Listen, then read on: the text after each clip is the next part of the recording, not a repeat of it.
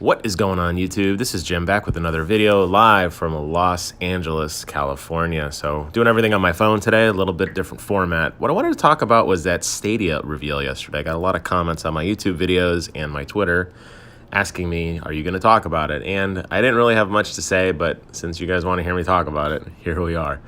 All right, so the big reveal yesterday was the price and the data usage. Now, I have Sprint, and the reason I say I have Sprint and why it's important is the big reason why I don't think Stadia is going to work for me.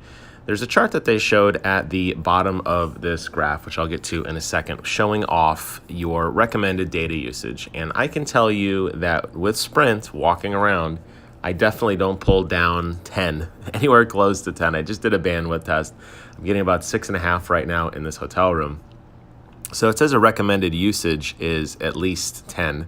Then you see it start ramping up. And a lot of the news articles are really focusing on this high end where you want the absolute best quality, that 35 meg per second. That's going to be your broadband connection, which, okay, I understand.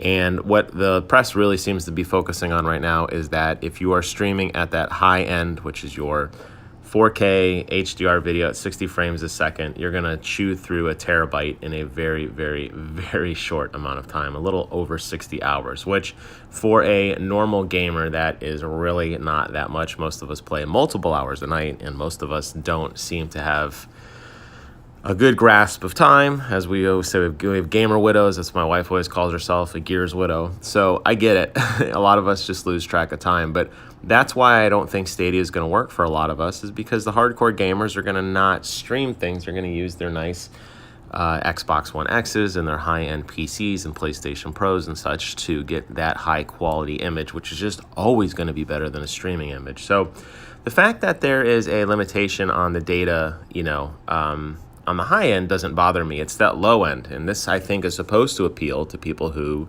don't want to have, a big setup. They just want to be able to game casually. So I think it's going to be a limitation on both ends for the extreme hardcore gamer and the low end gamer. So that is still the reason to me why I think Stadia is just not a very good investment right now.